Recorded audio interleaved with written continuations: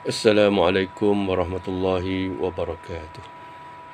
Alhamdulillah, sama-sama kita panjatkan kesyukuran kepada Allah Subhanahu wa taala dan selawat dan salam kepada junjungan Nabi Muhammad sallallahu alaihi wasallam dan keluarga baginda sallallahu alaihi wasallam. Seterusnya golongan yang mengikuti jejak-jejak langkah Rasulullah sallallahu alaihi wasallam hinggalah ke hari akhirat. Mutakhir ini kita melihat umat Islam semakin berminat mengambil berat berkaitan dengan isu-isu politik. Pada asasnya keperluan dalam mengetahui dan memahami politik semasa adalah satu tanggungjawab yang sewajarnya diambil. Berat bagi mereka yang mengaku sayang akan tanah tumpah darahnya. Pada hari ini kita amat memerlukan sebuah kefahaman yang sebenarnya bersumberkan kepada rujukan Al-Quran dan As-Sunnah berkenaan dengan politik dalam Islam. Hasil gambaran dan lakonan mereka yang berpolitik dengan cara yang tidak beretika dan tidak menurut lunas-lunas syarak menyebabkan sebahagian pemikir-pemikir Islam menganggap politik amat kotor dan hina, seperti kata Syekh Badiuzzaman Said An-Nursi, seorang tokoh pejuang Islam Turki, mengatakan bahawa aku berlindung daripada syaitan dan siasah. Walaupun begitu, Syekh al-Islam yang terakhir bagi Khalifah Utsmaniyah, Syekh Mustafa Sabri, menganggap wajib dan perlu bagi umat Islam memahami politik dan menempatkan diri di persadanya jika berkelayakan dan mempunyai sifat-sifat kepimpinan. Ini kerana ia termasuk dalam urusan menegakkan syariat dan daulah Islamiyah sebagaimana baginda sallallahu alaihi wasallam mengasaskan negara Islam Madinah. Justru itu bertitik tolak dari itu suka untuk kita berkongsi berkaitan dengan pencerahan serta penjelasan berkaitan politik berdasarkan kepada ajaran Islam yang mana kita bicarakan hari ini berkaitan dengan tajuk yang terdapat dalam RMK kita, iaitu politik di dalam Islam. Apa yang dikatakan politik itu? Banyak istilah yang kita dengar, yang kita boleh dapati kalau kita merujuk kepada contohnya dalam Kamus Dewan. Ada beberapa pengertian ataupun istilah yang diberikan. Pertamanya, politik itu merupakan suatu ilmu, iaitu pengetahuan berkenaan dengan cara pemerintahan, iaitu dasar-dasar pemerintahan dan lain-lainnya, ataupun disebut sebagai ilmu siasah, ataupun ilmu kenegaraan. Keduanya, segala sesuatu berkenaan dengan pemerintahan sesebuah negara atau hubungan dengan negara lain. Ini juga termasuk dalam istilah politik. Kedua, segala dan ketiga kita lihat ada juga yang mendefinisikan politik ini sebagai suatu kelicikan, tipu muslihat. Berpolitik pula ditakrifkan sebagai menjalankan, yakni mengamalkan politik. Dan kalau kita lihat, politik itu sebenarnya perkataannya berasal daripada kata akarnya polis, dari bahasa Greek, yang bererti negara kota. Istilah politik dipopularkan oleh Plato dalam bukunya Politia dan Aristotle dalam bukunya Polisia. Politik merupakan istilah yang digunakan untuk membincangkan konsep pengaturan masyarakat. Manakala dalam bahasa Arab, politik juga dikenali sebagai siasah, daripada perkataan siasah yang memberi maksud cara mengurus takbir dan memerintah, mengurus atau mengatur perkara mengikut syariat Islam. Antara perkataan-perkataan yang sama, hampir sama ertinya yang diguna pakai dalam bahasa Arab ini seperti al-khilafah, al-imamah, as-siyadah, ar-riyasah dan al-qiyadah. Ini di antara perkataan-perkataan yang biasa digunakan dalam buku-buku yang menceritakan tentang konsep kenegaraan. Berdasarkan disiplin ilmu-ilmu Islam, perbahasan politik dibincangkan di bawah bidang fiqh dan bukannya di bawah bidang perbahasan akidah.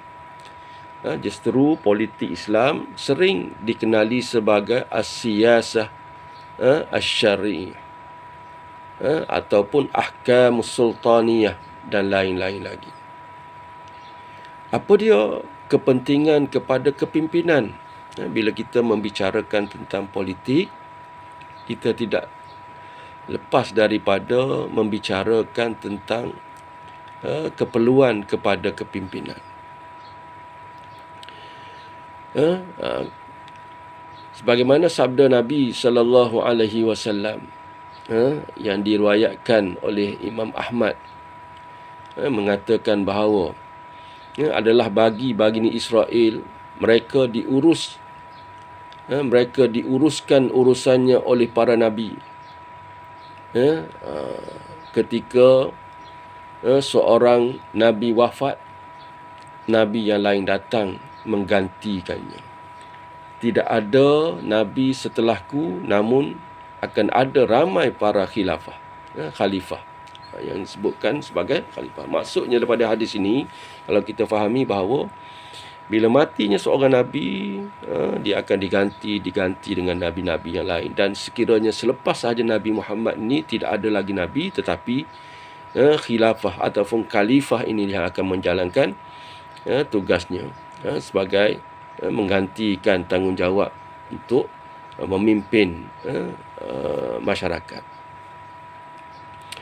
Dan kalau kita lihat, jawatan pemerintah tertinggi sangat penting untuk merealisasikan kewujudan sebenar umat Islam. Oleh itu, pemerintah mesti diwujudkan dan dilantik untuk memimpin umat Islam kerana sebab-sebab yang berikutnya. Sebab apa kita perlukan kepada pemimpin? Di antaranya ialah kerana tanggungjawab besar yang diperintahkan oleh Allah Subhanahu wa taala kepada hamba-hambanya yang muslim adalah supaya mereka bersatu dengan cara berpegang kepada agama Allah Subhanahu wa taala. Ini biasa kita dengar firman Allah Subhanahu wa taala. A'udzubillahi minasyaitonir rajim. Bismillahirrahmanirrahim. Wa'tasimu bihablillahi jami'an wa la tafarraqu. Hendaklah kamu berpegang teguh kepada tali Allah, yakni bersatu padu, dan jangan kamu berpecah belah. Yakni Allah Subhanahu wa taala amat melarang daripada kita berpecah ataupun bertelagah sesama sendiri. Kedudukan pemerintah di kalangan semua individu umat pula adalah umpama paksi pada sebuah bulatan. Dialah yang akan merealisasikan perpaduan dan menjaga keutuhan mereka melalui kepimpinannya. Jawatan tersebut amat perlu demi kestabilan undang-undang dan juga keharmonian bernegara. Dan seterusnya, pentingnya kepada kepimpinan ini sebahagian besar pelaksanaan hukum hakam dalam syariat Islam tertakluk pada kuasa pemerintah. Hukum hakam itu tidak mungkin dapat dilaksanakan kecuali melalui kuasa dan arahan daripada pemerintah, seperti menghakimi kes-kes mahkamah, melantik para penjaga, mengisytiharkan halangan ataupun al-hajr dan juga perang, sebagaimana sekarang ini.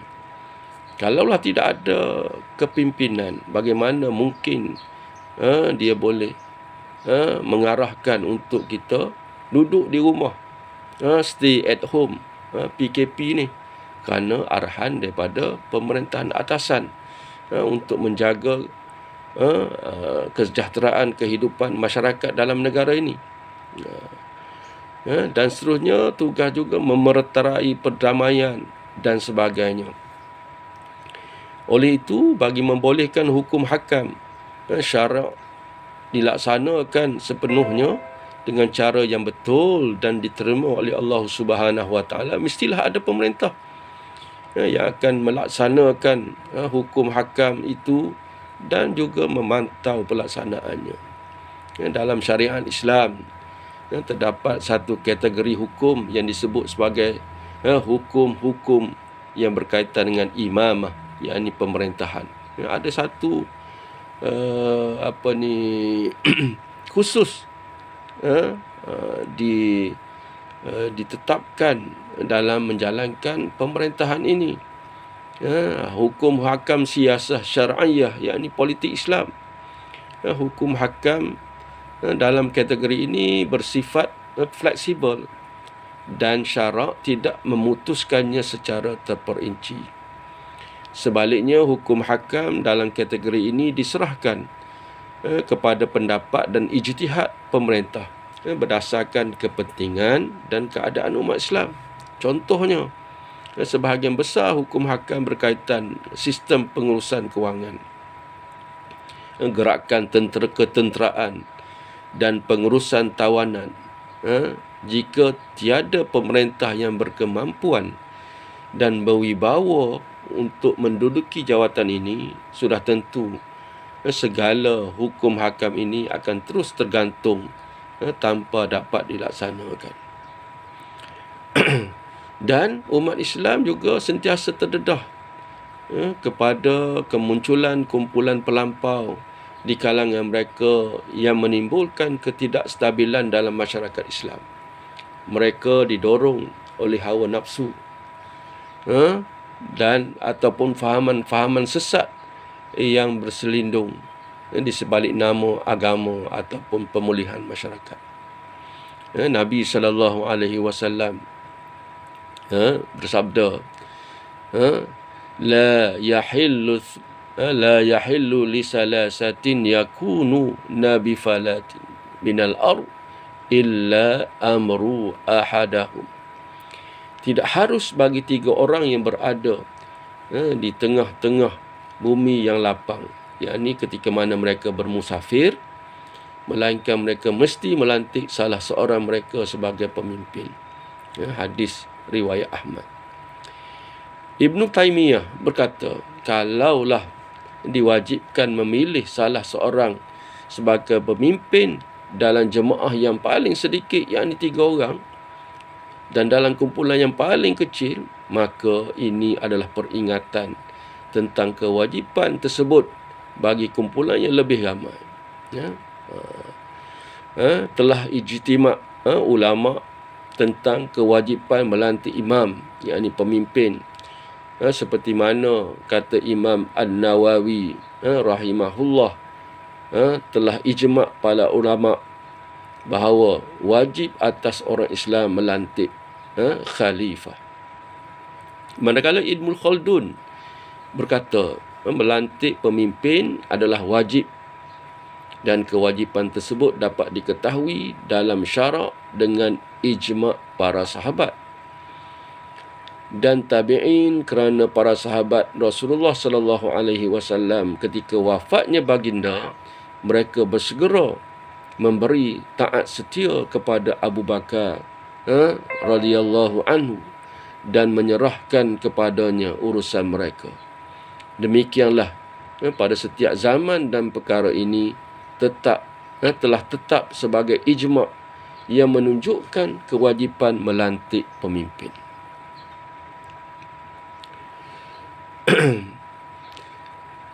Sebenarnya kita lihat kepada syarat dan ciri pemimpin mengikut Islam.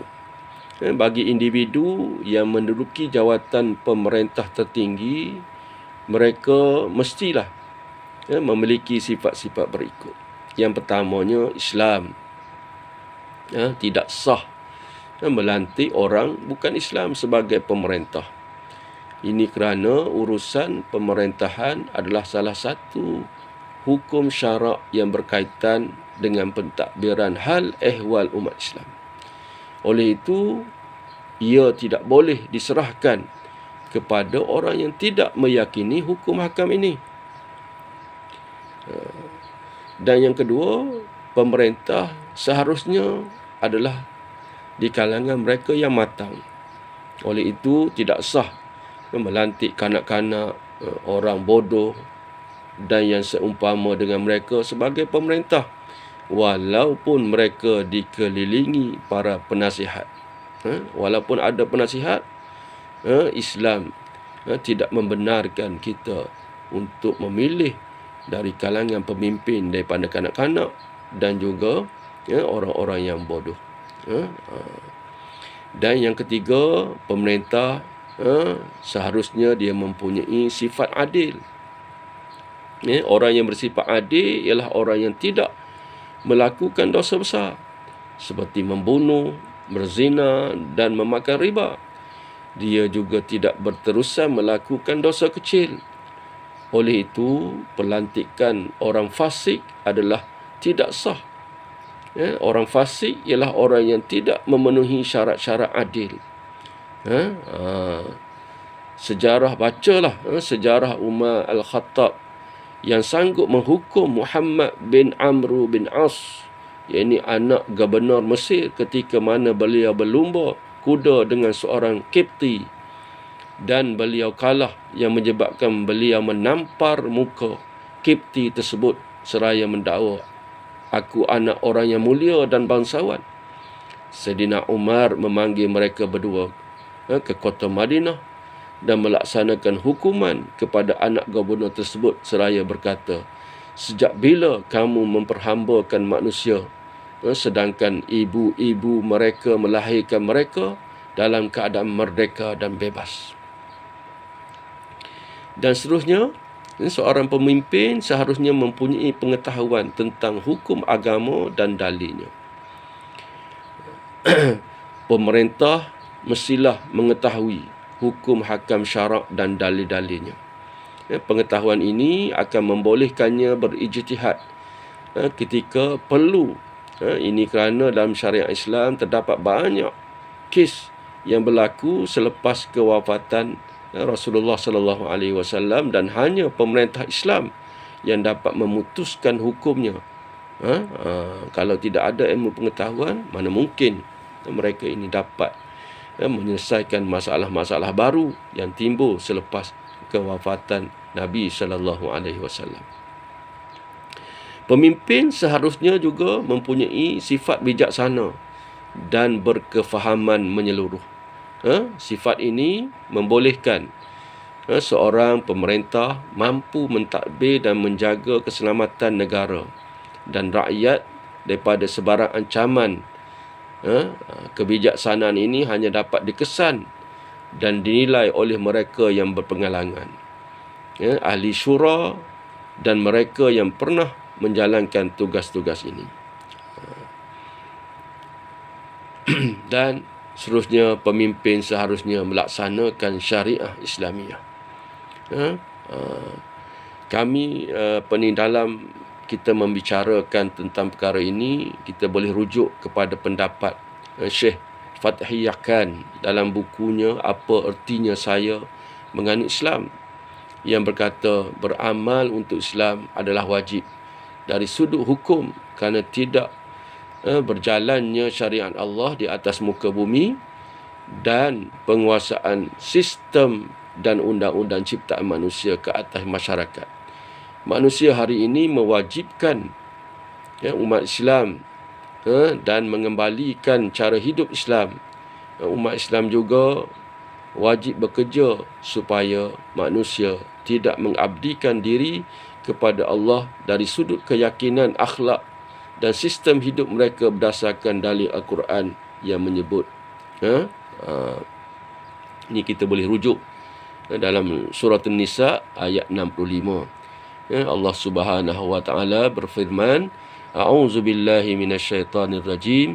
Bismillahirrahmanirrahim. Fala wa rabbika la yu'minuna hatta yuhakkimuka fima syajara bainahum summa la yajidu fi anfusihim harajan mimma qadaita wa yusallimu taslima. Maka demi Tuhanmu, mereka, yakni pada hakikatnya tidak beriman hingga mereka menjadikan kamu hakim terhadap perkara yang mereka perselisihkan. Kemudian mereka tidak merasa dalam hati mereka sesuatu keberatan terhadap keputusan yang kamu berikan, dan mereka menerima dengan sepenuhnya.